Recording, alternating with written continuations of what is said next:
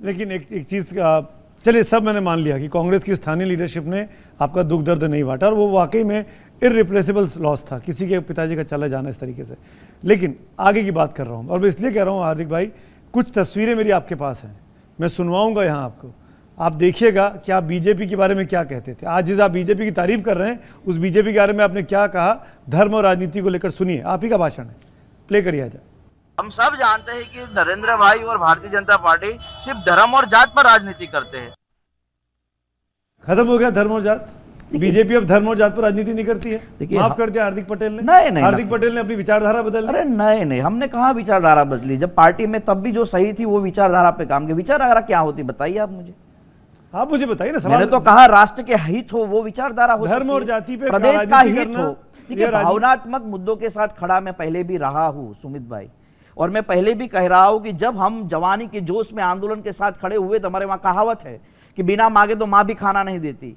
तो हम सत्ता के सामने आंदोलन करने के लिए निकले थे। तो सत्ता के सामने जब आंदोलन करने निकलते हैं तो स्वाभाविक है कि वो लड़ाई आर पार की होती है। और आपको ये बात भी बताऊं कि जब हमारा आंदोलन हुआ तो पूरा देश ये कहता था कि आंदोलन सफल नहीं हो सकता। उसी सत्ता के प्रधानमंत्री ने 10% रिजर्वेशन आंदोलन के कारण दिया है, और जब हम पार्टी में थे तब भी 10% रिजर्वेशन का हमने समर्थन किया है।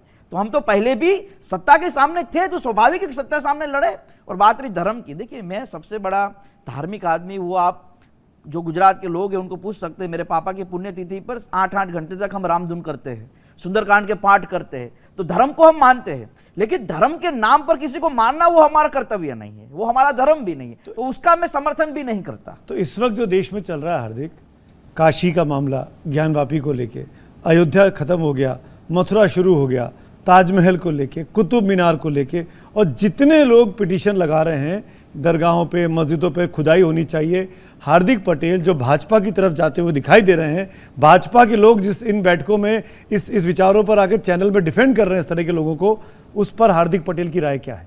हार्दिक पटेल इस तरह की पिटीशन का स्वागत करते हैं कि मुसलमानों के जगहों को खुदाई होनी चाहिए, देखा जाना चाहिए कि मंदिर है कि नहीं? देखिए, कल मैंने एक आर्टिकल पढ़ा था, दरगाह अजमेर का था, जिसमें कहा गया कि दरगाह के उस खिड़की में स्वास्तिक का चिन्ह था।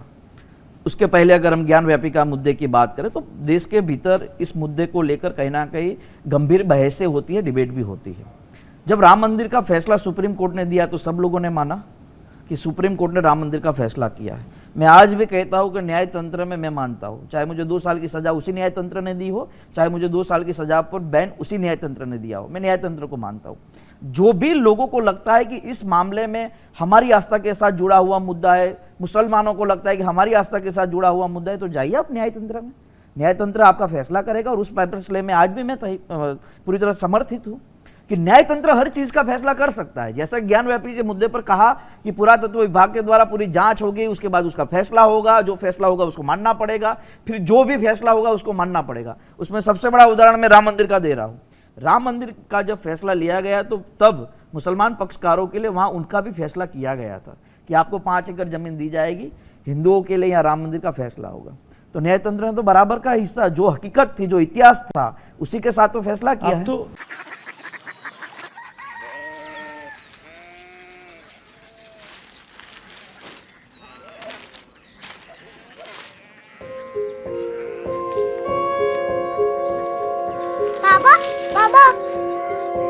Korea city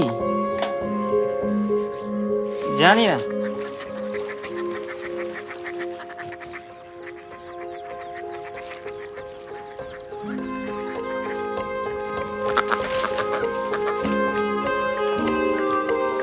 Korea city.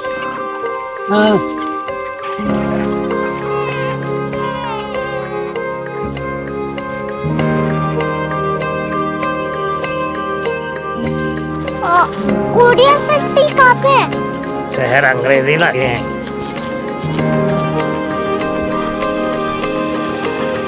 Korea city.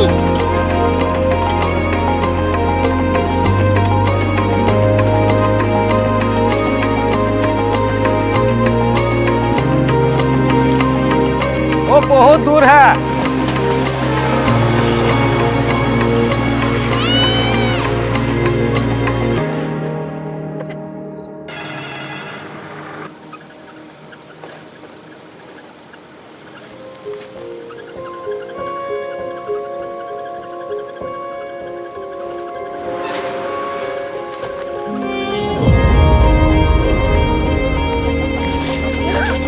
Korea city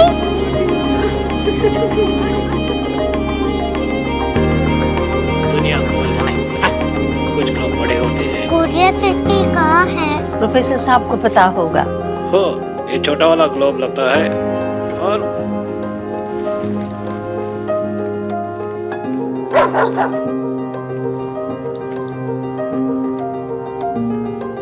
पता नहीं, मेरी बेटी से जाके मिल लो, शायद उसे मालूम हो।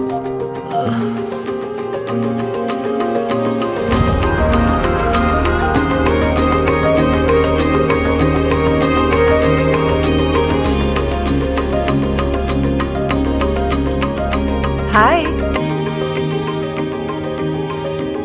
बाबा ने भेजा है। Come here. Korea city Korea city नहीं, क्यूरियोसिटी। वो क्या?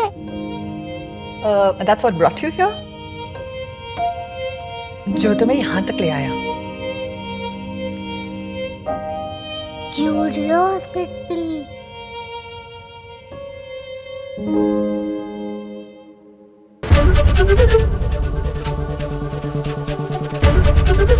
एबीपी न्यूज आपको रखे आगे।